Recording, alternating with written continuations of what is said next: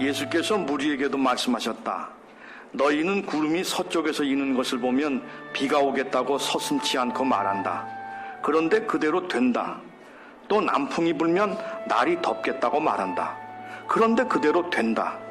위선자들아, 너희는 땅과 하늘의 기상은 분간할 줄 알면서 왜 이때는 분간하지 못하느냐.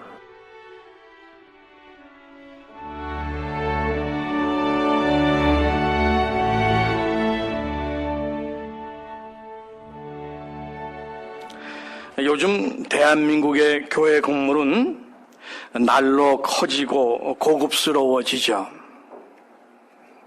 그런데 교회 건물이 화려장대해지는 게 꼭 기독교 신앙의 위대한 성취로 직결되는 건 아닌 것 같습니다. 여러분 잘 아시죠? 헤롯이란 사람. 이 헤롯은 아내와 아들을 거침없이 죽일 정도로 정치적인 냉혈한이자 인간적으로도 말이 안 되는 그런 사람이었습니다. 근데 이런 인간이 뭘 했다고요? 예루살렘 성전을 수축했어요. 이런 인간이 지은 거대한 예루살렘 성전을 보자 한 제자가 찬탄을 금치 못했습니다. 마가복음 13장 1절에서 2절에 나오는 내용이죠. 그러자 예수께서 그 제자에게 말씀하셨습니다. 너는 지금 이 큰 건물을 보고 있냐? 여기에 돌 하나도 돌 위에 남지 않고 다 무너질 것이다.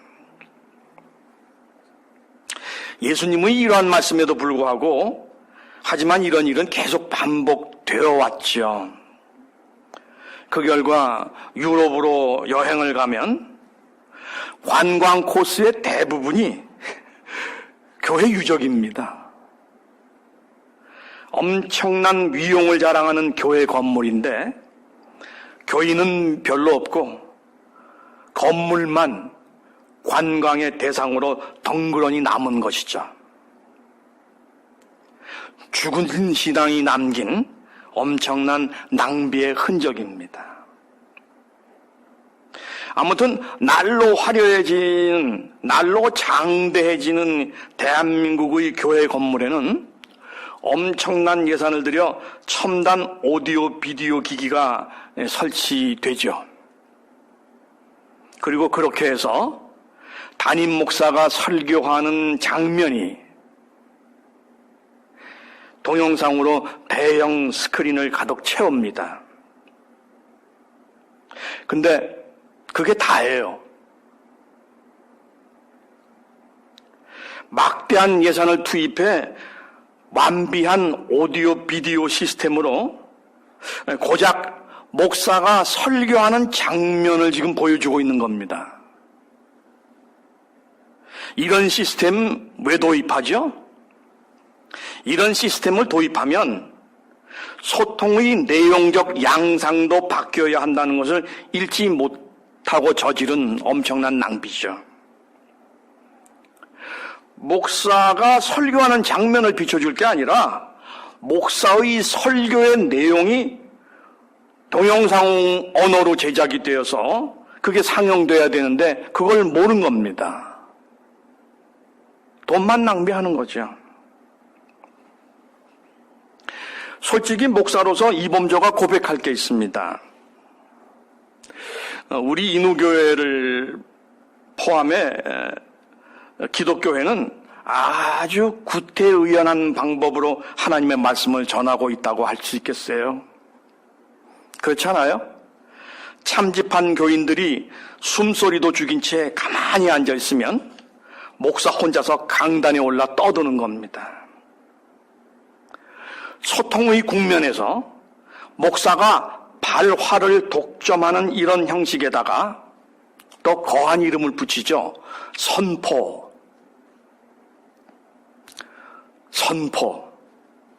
아무튼 잔뜩 신적 권위를 부여해가지고 이런 짓을 계속하고 있습니다. 선포? 신적 권위를 부여받은 선포치고는 뭐 멀리 갈 것도 없이 이범조의 설교 너무 형편없습니다. 본 선포. 이런 자괴감 때문인지 가끔 TV에서 다큐물을 접할 때면 저는 부끄러움을 금할 수가 없습니다. 다큐물의 영상 언어적 완성도도 높고 메시지 또한 선명하거든요. 정직하게 말해 이범조의 설교보다 훨씬 더 감동적인 울림을 안겨주는 것 같아요. 근데 사실은 이게 다가 아닙니다.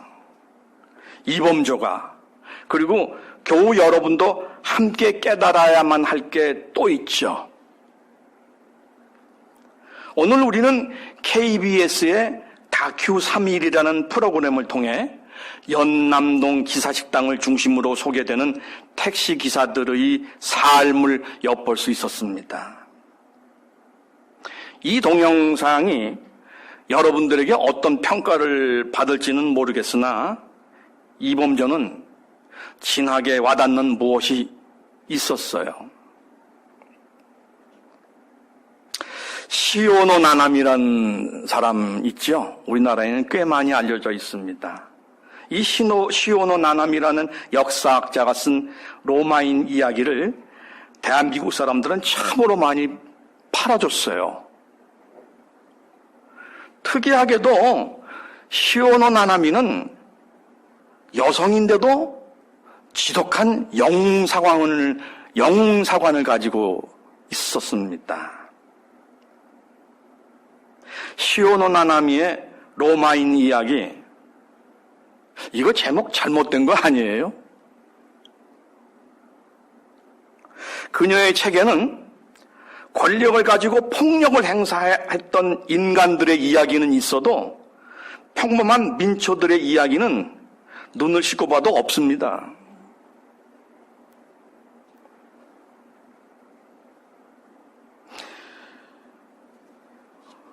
이 여자 제국이라는 걸 굉장히 사랑하는가 봐요. 아마 일본인으로서의 노스탈지이겠죠. 로마 제국과 일본 제국을 작가 주관의 향수 속에 연계짓는 이 역사의식의 그 지독한 단순성, 저는 진리입니다. 이 여자, 근데 우리가 엄청 책 많이 팔아줬어요. 여러분, 일반적으로 역사는 힘 있는 자를 중심으로 기술되어 왔어요. 민중이 수적으로 절대 다수를 차지함에도 불구하고 글쎄 통상적인 역사는 심히 불공정하게 몇몇 힘 있는 깡패들의 몇몇 힘 있는 폭력배들 중심으로 역사를 구성해왔던 거죠. 1930년대 마르크 블록과 류시양 페브르에 의해 주도된 불란서 아나락파가 있어요.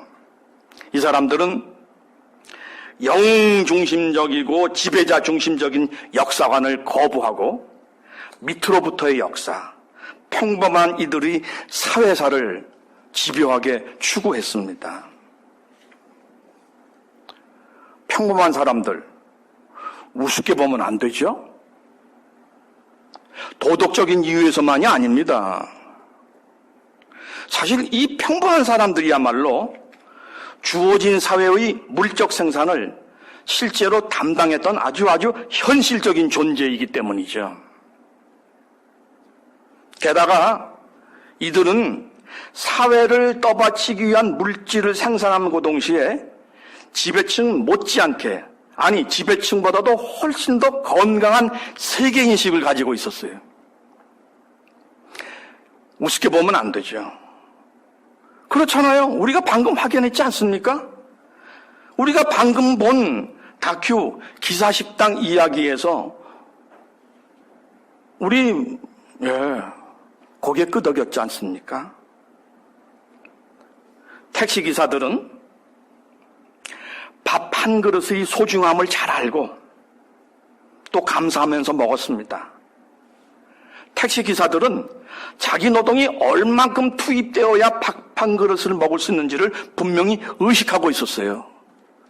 그러니까 그 밥이 소중한 거죠. 게다가 대부분 허기가 진 채 식사를 마주하거든요. 꿀맛이죠. 꿀맛이죠. 한편 택시 기사들을 대상으로 영업하는 기사식당들의 주인들도 영업만을 생각하지는 않았습니다. 기사들을 위해 밥값을 1,000원 할인해 줬을 뿐만 아니라 택시 기사들의 애환을 이해하고 그들이 내놓는 밥 한 그릇이 택시 기사들에게 정말 힘이 되기를 바랬죠. 나는 평생 노는 걸 못 해봤다는 92살 할머니의 돼지고기를 열심히 굽는 모습에서 우리는 화려한 말만 뜯어놓은 노톨보다 이분이 얼마나 성실하게 인생을 살아왔는가를 그냥 확인할 수 있습니다. 그뿐인가요? 여성으로 40년 이상의 운전 경력을 가진 남금자 씨를 식당 여주인은 다큐 제작진 앞에서 높이 존중해 줬습니다. 이분 대단한 분이라고. 택시기사라는 직업은 어쩔 수 없어서 그래서 시작하는 경우 많죠. 그럼에도 택시기사들은 처음 만나서도 서로 친하게 어울린답니다. 다 그렇게 한대요. 같은 입장에 놓인 사람끼리 서로 챙겨주지 않으면 누가 챙겨줄 수 있겠는가를 터득한 사람들의 이야기죠.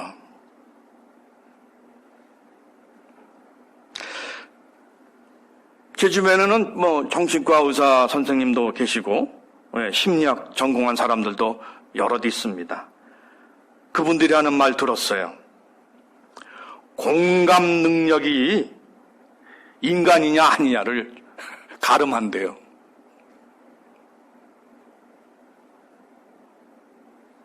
공감 능력이 살아있으면 건강한 정신의 소유자랍니다.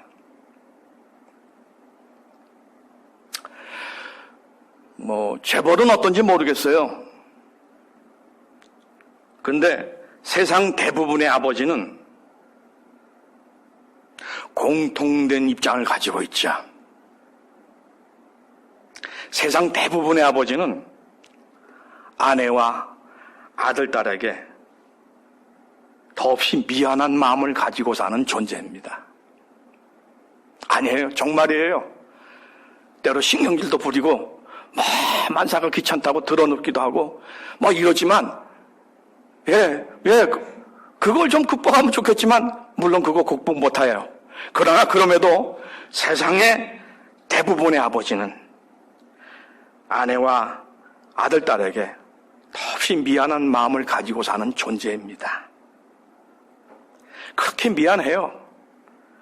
넉넉지 못해 잘해주지 못했다는 것에 대해. 그래서인가 택시기사들의 아내와 자식 사랑이 각별한 것을 여러분들은 보았을 것입니다. 그런가 하면 택시기사들은 달관의 경지에 있음도 보여줬어요.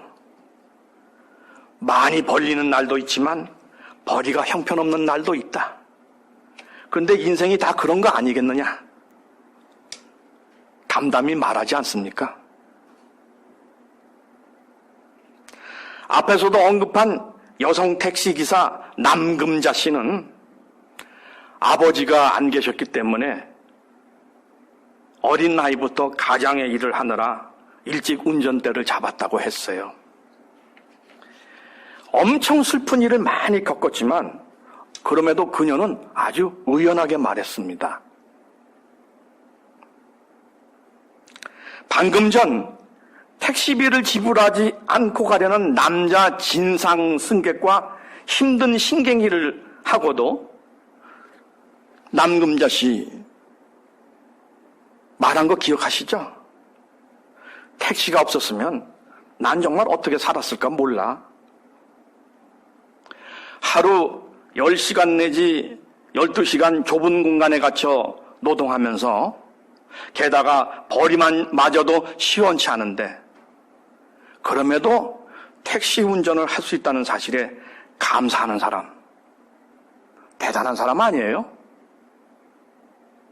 대단한 사람 아니냐고요? 이런 사람은요, 이 혹독한 환경에서도 감사한다고 말하는 이런 사람은 어디든 천국일 거예요.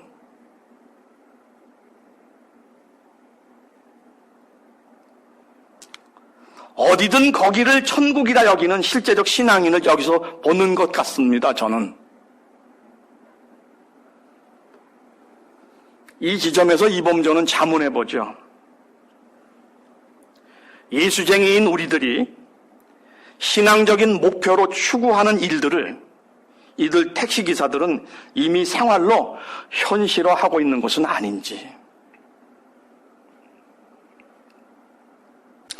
중세 카톨릭의 타락을 균열하게 비판하며 마르틴 루터는 오직 성서를 외쳤습니다.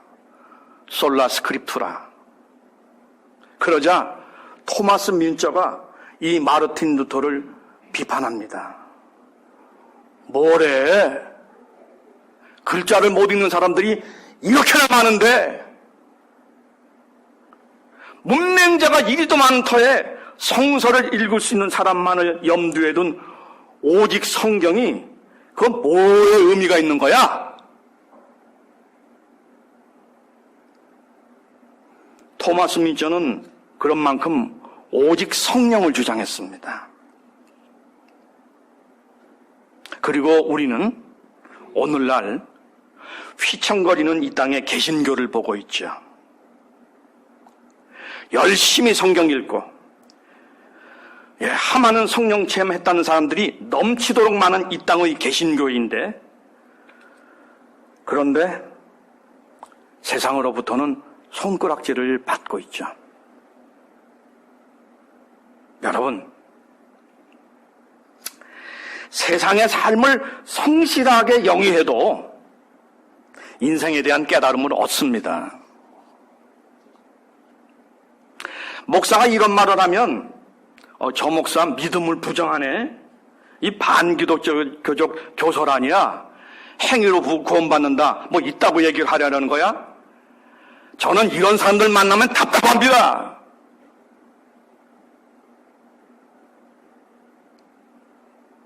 그건 모든 말도 되지 않는 도구마를 운운하는 거예요. 그리고 이 도구마, 이거 도구마라는 단어가 원래는 이런 의미가 아니었죠. 도구마는 원래 의견이었어요, 의견. 이런 의견도 있고, 이런 의견도 있고, 이런 저런 의견이 있는 거예요. 그 놈을 다 뜯어엎고, 로마 황제가 불러 모은 후에 정리해라. 그래서 만들어진 거잖아요.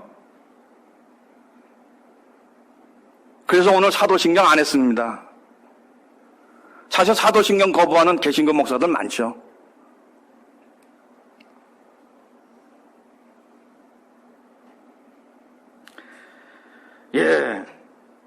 지금 이범조가 이거 얘기하는 거 아닙니다. 세상의 삶을 성실하게 영위해도 인생의 깨달음을 얻을 수 있다.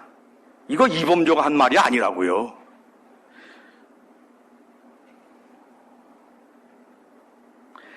성실하게 살면 세상의 이치로도 하늘의 이치를 깨달을 수 있다는 거 예수님께서 말씀하셨어요. 우리가 설교 들어가기 전에 오늘 읽은 성경 본문에 그렇게 되어 있습니다. 그때가 언제냐? 그때가 언제냐? 이 때를 안다는 건 종교적으로 굉장히 중요한 문제이거든요. 종교의 핵심적인 문제지요. 근데 그 문제에 대해서 예수님께서 말씀하셨습니다. 너네들 날씨 하늘 조짐 보고 날씨 다 판단하잖아. 근데 그러면서 왜 때를 몰라?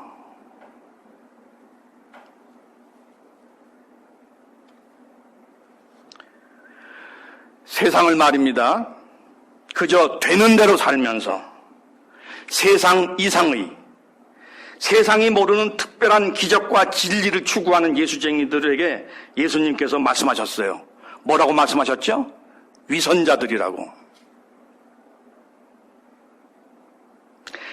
계시를 강조하다가 상식에도 이르지 못한 예수쟁이들이 넘쳐나는 시대입니다. 여러분, 하늘에서 내려온 신박한 증거, 계시, 이거 너무 좋아하시는데요. 예수님 분명히 말씀하셨습니다. 일상에서 거기 수두룩한 가르침이 들어있는데 그거를 알아보지 못하는 그 둔한 머리로 비상한 계시가 주어진다고 한들 알아보겠느냐? 기도드리겠습니다.